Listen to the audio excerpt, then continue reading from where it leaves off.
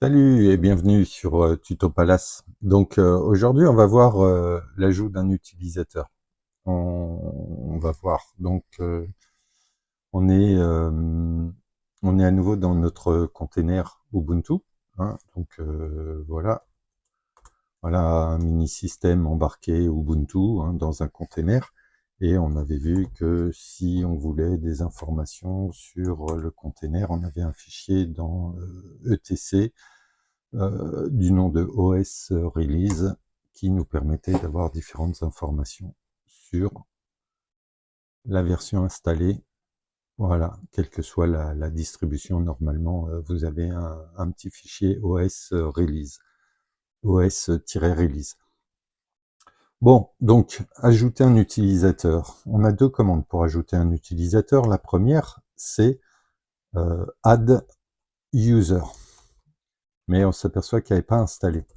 La deuxième, c'est user add. Et celle-là, elle est installée. Donc, la commande qui facilite le travail, c'est add user. Donc, on va commencer par installer add user. Voilà, il m'a installé add user. Si je fais add user, je l'ai. Et du coup, je choisis le nom de l'utilisateur, Tuto Palace. Voilà. Il me demande le mot de passe, donc je choisis un petit mot de passe qu'il me demande de répéter, je répète, et ensuite des informations qu'on n'est pas forcément obligé de remplir, hein, différentes informations, et ensuite on peut voir que le Y est la lettre par défaut, majuscule, donc je tape entrée, j'ai pas besoin de valider avec oui, yes ou autre. Et donc en fait, là, qu'est-ce qu'il m'a fait? Si je vais dans ma home, alors oui, j'aurais pu vous montrer la home avant, on n'y pense pas forcément. Il m'a créé un utilisateur Tuto Palace. Il m'a permis, il m'a créé la home. Et puis, il m'a donné les bonnes, comment dire, on va dire, les bonnes propriétés pour ce répertoire, hein, le bon user et le bon groupe. Donc en fait, voilà, j'ai une home, et si maintenant je décide de faire un switch user sur Tuto Palace, je peux, voilà, être dans Tuto Palace, et si je tape un print working directory, je m'aperçois que je suis dans ma home en tant que user Tuto Palace. Voilà, donc en fait c'est extrêmement simple avec la commande add user. Voilà, donc on va voir maintenant la commande user add, parce que elle nous oblige en fait à compléter tout ce qu'elle ne fait pas. Donc on va faire un user add, et puis je vais faire un, alors non, je vais me remettre en tant que root, sinon ça va pas marcher. Je vais faire un user add, et je vais créer un utilisateur Toto. Voilà, hop, je crée mon utilisateur Toto. J'ai l'impression qu'il m'a créé un utilisateur Toto, mais à l'inverse de add user, vous avez vu, il m'a pas demandé le mot de passe. Et puis en fait, il a fait le minimum, c'est-à-dire que si je regarde dans ma home, j'ai pas de home pour Toto. Donc, on va aller voir, je vous avais dit que les fichiers de configuration, c'était dans /etc. Alors, il y a plusieurs fichiers de configuration concernant l'utilisateur. Le premier, c'est etc passwd. Voilà. Ça permet de voir qu'on a créé, il y avait un utilisateur Ubuntu à la base, hein, dans un container Ubuntu, il y a toujours un utilisateur Ubuntu, avec un user ID et un group ID. Ensuite, on a ajouté le Tuto Palace, donc il incrémente le user ID et le group ID. Il me met un petit X là. Auparavant, il y avait le mot de passe, maintenant il est passé dans un autre fichier, et c'est un HMD5, donc le mot de passe est chiffré. Et là, Toto, pareil, même chose. Ce qu'on peut remarquer, c'est que la commande add user, Elle m'a fait un truc propre, elle a tout créé, puis en plus elle m'a mis bin bash, alors que user add, il m'a mis bin sh. Donc c'est des petites choses que je vais avoir à changer. Si je veux compléter la totalité, il va falloir que je change. Je commence par changer avec un petit VI. Alors efforcez-vous d'aller d'utiliser VI, hein. C'est en utilisant VI un maximum que après vous serez tranquille. Donc par exemple là, au lieu de bin sh, je vais mettre pour Toto bin bash. Voilà, première chose. Le deuxième fichier après etc password, c'est etc shadow. Alors etc shadow, c'est là qu'on s'aperçoit qu'on a un mot de passe pour voilà. Alors le séparateur, c'est les deux points à chaque fois, donc le mot de passe il s'arrête là. Et donc en fait voilà, c'est là qu'on s'aperçoit qu'on a un hash MD5, un hash comme ça, et MD5, voilà. Et un hash, qu'est-ce que c'est? C'est un chiffrement pour lequel on peut pas revenir en arrière. C'est-à-dire qu'après, on peut pas vraiment connaître le mot de passe qui se trouve derrière. On est obligé de demander le mot de passe et de le chiffrer de la même façon pour voir après et comparer les deux hash pour savoir si en fait s'il y a correspondance, hein, s'il y a une correspondance. Donc on s'aperçoit aussi que pour Ubuntu et puis pour Toto, il y a un point d'exclamation. Alors ça veut dire que c'est bloqué, ça veut dire qu'il n'y a pas de mot de passe et que c'est une façon de bloquer le compte. Donc voilà, il faudrait du coup attribuer un mot de passe à Toto, attribuer un mot de passe à Ubuntu pour pouvoir les utiliser. Donc rien de plus facile, la commande pour créer un mot de passe, eh ben, c'est passwd. Et puis on met le nom de l'utilisateur. Comme on est root, voilà, il va nous demander le nouveau mot de passe. Donc j'attribue un mot de passe, peu importe, un petit mot de passe court pour pas faire trop long à Toto. Et une fois que j'ai attribué un petit mot de passe à Toto, je regarde à nouveau le etc shadow et je me rends compte que Toto, ça y est, a son mot de passe, c'est-à-dire que en fait, il n'a plus, comme l'utilisateur Ubuntu, il n'a plus le point d'exclamation. Donc maintenant, on va continuer et voir comment dire, le fichier suivant. Le fichier suivant, c'est le fichier groupe, donc etc groupe. Et pareil, dans les fichiers groupes, on s'aperçoit que Ubuntu, voilà, il y a le groupe Ubuntu, il y a le groupe Tuto Palace et il y a le groupe Toto. Donc là, on n'a pas grand-chose à faire hein, sur les groupes. Voilà. Donc, on s'aperçoit que la commande add user, elle nous avait tout fait. User add, elle s'est contentée de remplir les fichiers etc passwd, etc shadow et etc group. Voilà, donc si on revient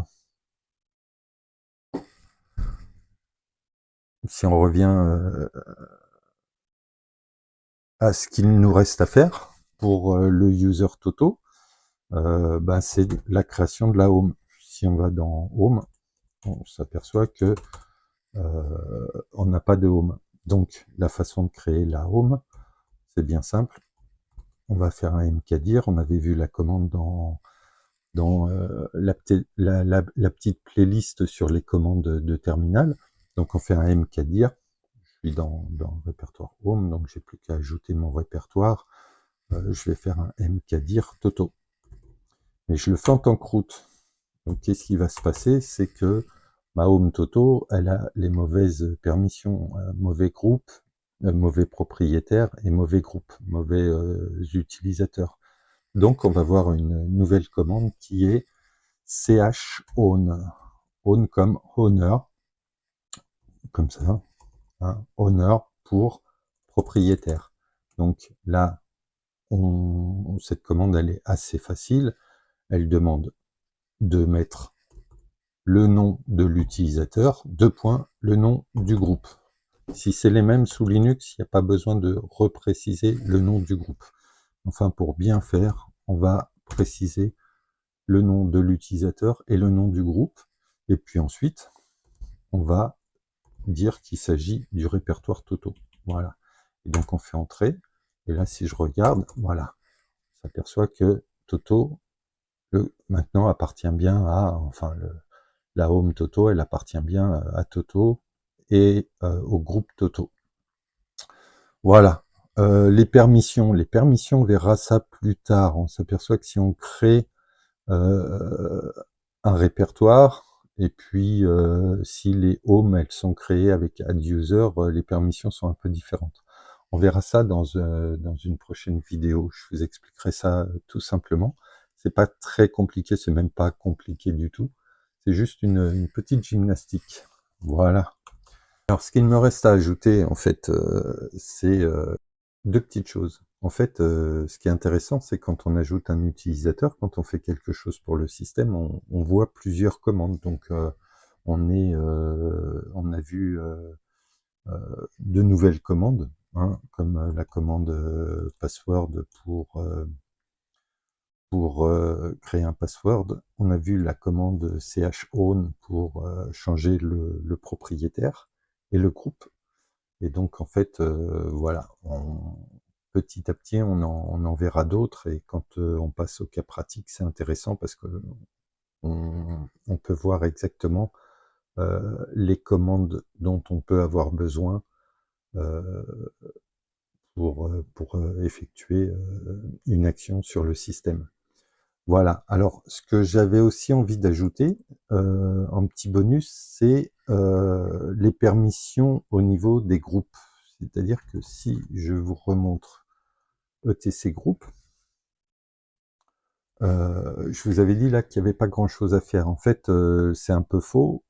Si vous regardez, en fait, vous avez le seul utilisateur qui a des droits assez importants, c'est Ubuntu, parce qu'en fait, il fait partie de plusieurs groupes. Donc il aurait le droit, là, par exemple, ça c'est historique, hein, ça se fait plus trop, mais bon, il aurait le droit d'utiliser le groupe CD-ROM, il aurait le droit d'utiliser le lecteur de disquette, il fait partie du groupe sudo, donc il a les permissions sudo, audio aussi, si il y avait une carte audio, hein, comme nous, on est dans un container, on est dans un équivalent serveur, on s'en fout un petit peu, mais enfin, voilà, vidéo, même chose, et puis voilà, donc il faudrait modifier un petit peu tout ça. Donc je vous montre quelque chose dont on n'a pas encore tout à fait parlé, mais pour vous motiver sur VI, on peut aller modifier le ETC Group. Et le petit bonus, c'est ça, en fait, si j'avais à modifier tout ça, il faudrait que je rajoute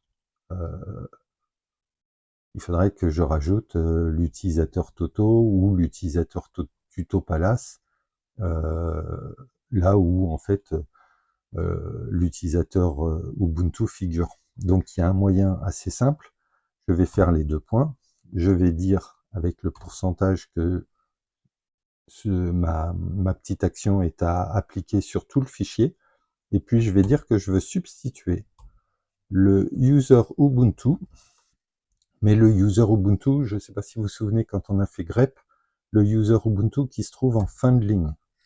Hein, donc on va éviter de modifier le groupe Ubuntu. Je ne sais pas si je le vois là, si je peux le voir. Il y a un groupe normalement Ubuntu. Non, il n'y a pas de groupe Ubuntu. D'accord. En fait,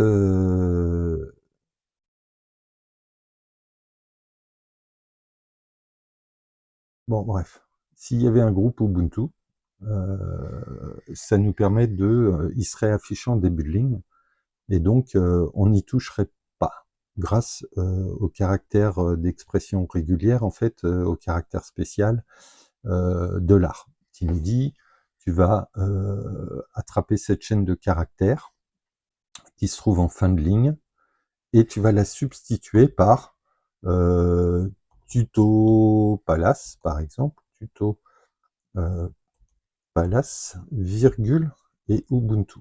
On remet Ubuntu, hein, on va le laisser avec ses permissions, machin, en admettant qu'on est, que ce soit un utilisateur important et qu'on ait à lui remettre, à ne surtout pas toucher à ses permissions. Et donc là, hop, on fait un entrée et qu'est-ce qu'on constate en fait, hein, simplement, c'est que j'ai utilisé, voilà, j'ai mis Tuto Palace partout où il y avait besoin de mettre Tuto Palace. Même chose, je constate qu'il y a un groupe users qu'il n'y avait pas particulièrement auparavant, mais la commande add user en fait nous permet, enfin add users, si j'avais tout fait avec la commande add users, nous demande de rajouter tous les groupes comme ça, tous les utilisateurs ou tous les groupes, en fait, Tuto Palace, Ubuntu, donc tous les utilisateurs, hein, Tuto Palace, Ubuntu et Toto, de façon à dire que, voilà, peut-être un groupe commun, tous ceux qui font partie du groupe users, après, on peut leur appliquer des permissions supplémentaires. Donc voilà, ça, c'était pas vraiment le cas auparavant. C'est assez récent, mais bon, voilà, je peux pas vous dire depuis quand, mais en ayant créé 2 utilisateurs avec la commande add user, je me suis rendu compte que à chaque fois, ils étaient ajoutés dans le groupe users. Voilà. Sinon, ça c'était pour le petit plus, et je vous apprendrai dans un deuxième tuto qu'on verra sur grep et les expressions régulières et sur VI, ben, justement, toutes ces substitutions, et la façon d'aller chercher juste les chaînes de caractères dont on a besoin. Voilà. Donc là, maintenant, échappe, hein, on connaît VI, échappe pour revenir au mode commande, 2.WQ. Hop, et voilà. Et là, comme on est en route, hein, ça simplifie grandement la chose. On n'a pas eu à taper sudo, VI ou autre. On profite pour l'instant d'être en route et de faire nos petites manips en route. Sur un serveur, faut éviter, mais comme on n'a pas encore, comme on n'avait pas encore créé les utilisateurs, de toute façon, on ne pouvait pas se connecter via un utilisateur. Et puis comment dire, on verra à terme aussi comment sécuriser le conteneur